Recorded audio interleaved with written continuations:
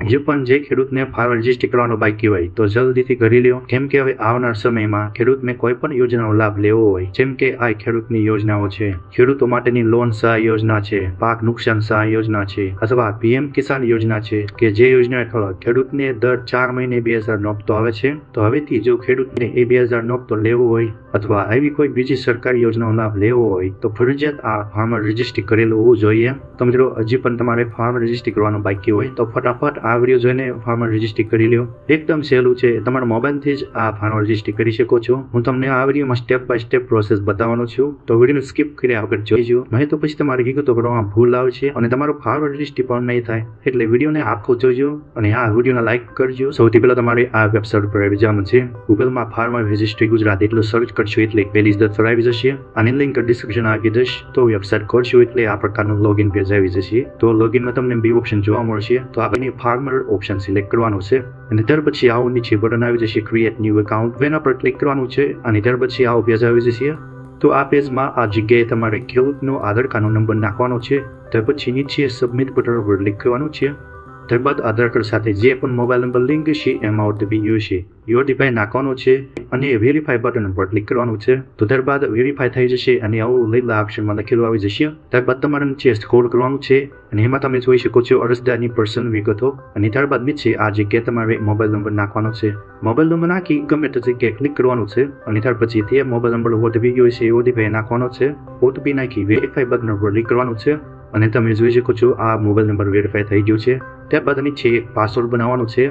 એવો પાસવર્ડના ખાનામાં ટચ કરશો એટલે આ પ્રકારનું પાસવર્ડનું સજેશન આવશે. જો તમારે પણ આવું સજેશન આવે તો તમારે નીચેનું ઓપ્શન ક્લિક કરવાનું છે ક્રિએટ માય ઓવન, એટલે કે તમારી રીતે પાસવર્ડ બનાવવાનો છે.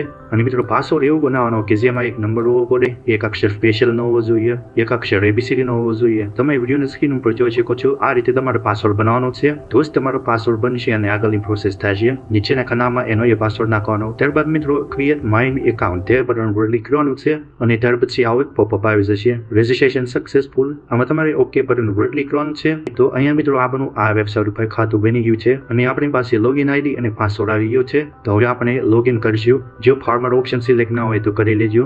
તો પહેલા મોબાઈલ નંબર નાખવાનો અને આમાં પાસવર્ડ સિલેક્ટ કરી નીચે પાસવર્ડ નાખવાનો અને આ કેપ્ચા કોડ અહીં ભરવાનો છે અને આ કેપ્ચા કોડ ધ્યાનથી ભરજો. સ્મોલ છે કે કેપિટલ જોજો અને ત્યાર પછી લોગિન બટન પર ક્લિક કરવાનું છે. તો ત્યાર પછી લોગિન થઈ જશું અને ખેડૂતની પર્સનલ વિગત આવી જશે, જેમાં તમારા નીચે સ્ક્રોલ કરવાનું છે અને નીચે તમને આ બટન દેખાતું હશે તો એના પર ક્લિક કરવાનું છે. ત્યારબાદ આવું એક પોપઅપ આવશે જેમાં તમારે નો બટન પર ક્લિક કરવાનું છે. ત્યાર પછી આવો એક પેજ આવી જશે જેમાં તમારે નીચે સ્ક્રોલ કરવાનું છે અને જેમાં ફાર્મર ડિટેલ્સમાં ખેડૂતનું નામ હશે, પેલા અંગ્રેજીમાં હશે પછી ગુજરાતીમાં અને નીચે નેમ સ્કોર હશે.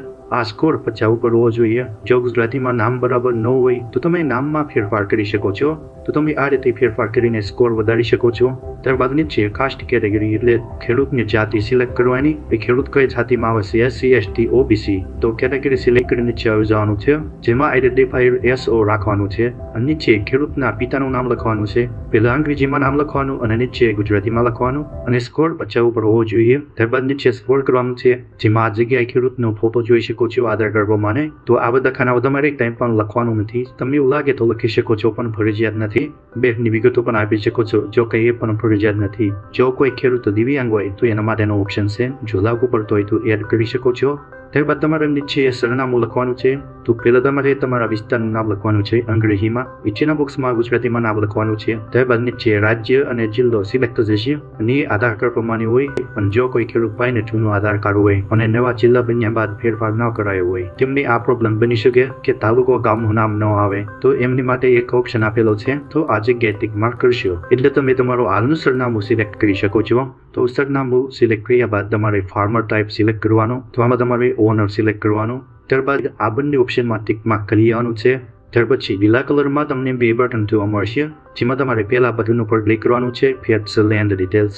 ત્યાર પછી આવો એક પેજ આવી જશે જેમાં તમારે જિલ્લો, તાલુકો, ગામ સિલેક્ટ કરવાનું છે અને નીચે સર્વે નંબર નાખવાનો છે. સર્વે નંબર છે 8 માં લખેલો હોય છે અને એની નીચે સબ સર્વે નંબર સિલેક્ટ કરવાનો.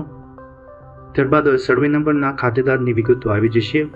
તો આમાં તમે સાઈડ સ્ક્રોલ કરશો એટલે વિગતો દેખાશે અને જેમાં ખાતેદારના નામ પણ હશે અને નામમાં એકથી વધારે નામ હોઈ શકે છે, જેમ કે ખેડૂતના ભાઈઓના નામ એના કાકાના નામ દાદાના નામ હોઈ શકે છે. તમારે એનું નામ સિલેક્ટ કરવાનું કે જેના નામની આપણે નોંધણી કરવી છે. તો નામ સિલેક્ટ કરવા માટે ખેડૂતના નામની આગળ જે નાનકડું બોક્સ છે એમાં ટિક માર્ક કરી લેવાનું છે. ત્યાર પછી આવી વિગતો આવી જશે અને જેમાં તમારે અહીંયા ફાર્મર લેન્ડ ટાઈપ એમાં સિલેક્ટ કરવાનું. પહેલો ઓપ્શન એગ્રીકલ્ચર, ત્યારબાદ બીજી કોઈ જગ્યાએ કાંઈ કરવાનું નથી. નીચે ઓનર ડિટેલ્સમાં તમારે આઈડેન્ટિફાયર ટાઈપ કરવાનું, જેમાં આપણે SO સિલેક્ટ કરીશું અને નીચે ખેડૂતના પિતાનું નામ લખવાનું છે. ત્યારબાદ નીચે તમારે સ્ક્રોલ કરવાનું છે અને ત્યારબાદ આ બટન પર ક્લિક કરવાનું છે. ત્યાર પછી આ પ્રકારની સ્ક્રીન આવી જશે, જેમાં તમારે આ બાજુ સ્ટાઇલ સ્કોર કરવાનું છે અને જેમાં તમને ઓનર નેમ સ્કોર જોવા મળશે. મિત્રો, આ સ્કોર 50 થી ઉપર હોવો જોઈએ, તો જ તમને અપ્રુવલનો ચાન્સ મળશે.